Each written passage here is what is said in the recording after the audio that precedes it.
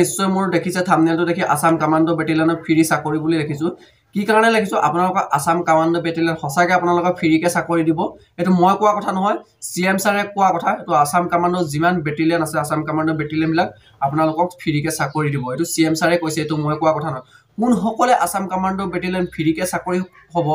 মানে ফ্ৰীকে চাকৰি পাব তাৰ ওপৰতে ডিটেইলছত আলোচনা কৰিম এই ভিডিওটোতে আৰু সিএম ছাৰে যি কথা কৈছে এই সিএম ছাৰৰ কথাখিনি মই এই ভিডিওটো লগাই দিম আপোনালোকে শুনি লব কোন সকল ব্যক্তিয়ে ফ্ৰীকে আসাম কমান্ডোত চাকৰি পাব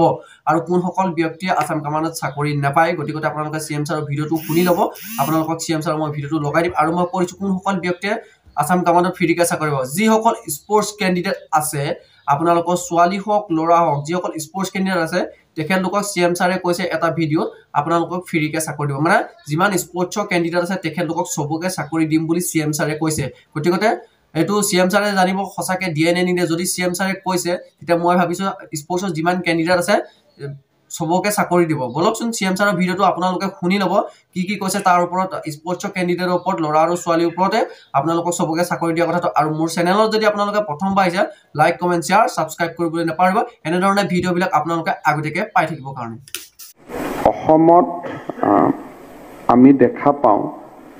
যে বহুবিলাক নেশ্যনেলত প্ৰাইজ পোৱা খেলুৱৈ বৰ্তমান আৰ্থিক দৈন্যতাত ভুগিছে আৰু এই ধৰণৰ বাতৰি কাকতত বাতৰি ওলাই আৰু আমি য'ত যি ভাবে পাৰো আমি সহায় কৰো কিন্তু বহুতবিলাক হয়তো বাদ পৰি যায় প্ৰথম কথা যে এইবাৰ মই ক্ৰীড়া মন্ত্ৰী ডাঙৰীয়াক অনুৰোধ কৰিছো যে বয়স যিয়ে নহওক কিয় নেশ্যনেলত যিসকল আগতে পদক পালে কমনৱেলথ এছিয়ান গেমছটো আছে নেশ্যনেলছতো যিকোনো বিভাগত যি ধৰণে পদক পাইছিলে সকলোকে ক্ৰীড়া পেঞ্চন দি দিব লাগে যাতে অন্তত মাহত কিবা এটা তেওঁলোকৰ পুঁজি তেওঁলোকে পাই থাকে আৰু আজিৰ পৰা পিছত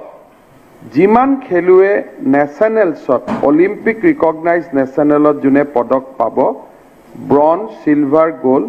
তেওঁলোকক আমি এটা চাকৰি দি দিম আমাৰ ইমান চাকৰি ওলাই থাকে তেওঁলোকক কেইটামান চাকৰি দিয়াৰ পৰা আমাৰ সদনতো কাৰো আপত্তি নাই সমাজৰো আপত্তি নাই আৰু ই আমাৰ ক্ৰীড়াৰ বাতাবৰণ এটা নিৰ্মাণ কৰিব গতিকে একৰ্ডিং টু দা কোৱালিফিকেশ্যন খালি অনলি আগৰ ষ্টকটো আমি ল'ব নোৱাৰো যি হৈ গ'ল আগৰখিনিক আমি স্পৰ্টছ পেঞ্চন এবাৰ আমি দি দিম আৰু স্পৰ্টছ পেঞ্চন এটা অন্তত তেওঁলোকে কিবা নহয় কিবা কৰি চলিব পাৰিব আৰু স্পৰ্টছ পেঞ্চন এটা মাহত কিমান হৈ আছে সো ৮০০০ টকা মাহত পাব আৰু প্ৰয়োজন হলে ৮০০০টো আমি ১০০০০ কৰিব পাৰিম এটা অন্তত দেখেন গতিকে আমি ৮০০০ টকাটো আমি ১০০০০ কৰি দিম আৰু অলিম্পিকৰ দুৰ্গাদাস বড়ো ডাঙৰীয়া অলিম্পিক আন্দোলনৰ লগত জড়িত আপোনালোকে মোক এখন লিষ্ট দিয়ক যে কিমান অলিম্পিক ৰিকগনাইজ গেমছত নেশ্যনেলত আগত পদক পোৱা কিমান মানুহে ক্ৰীড়া পেঞ্চন পোৱা নাই যদি কি ১০০০ৰো লিষ্ট হয় মই একেলগে ক্লিয়াৰ কৰি দিম আপ টু দা নেশ্যনেলছ যে যিমানখিনিয়ে নেশ্যনেলছত পাইছে কোনোবাই ফেন্সিঙত পাইছে কোনোবাই হেণ্ডবলত পাইছে but they must own a medal bronze হওক সিলভাৰ হওক গোল্ড হওক ইয়াৰ পৰৱৰ্তী পৰ্যায়ত অহাবাৰ শিলঙত হ'ব পাৰে নেশ্যনেল গেমছ গোৱাত হ'ব পাৰে নেশ্যনেল গেমছত অসমৰ হৈ যিমানে পদক পায় মোৰ একদম প্ৰতিশ্ৰুতিটো আপোনালোকে নোট কৰি ল'ব অলিম্পিকত পদক পোৱা এছিয়ান গেমছত পদক পোৱা সকলেতো পাবই মাষ্ট আৰু কমনৱেলথত পোৱা সকলে পাবই তিনিটা কেটেগৰী ডাইৰেক্ট পাব আদাৰৱাইজো নেশ্যনেল গেমছত যিসকলে অসমৰ হৈ পদক জিকিব আমি তেওঁলোকক একোটাকৈ চাকৰি দিয়াৰ দায়িত্ব আমি লৈছো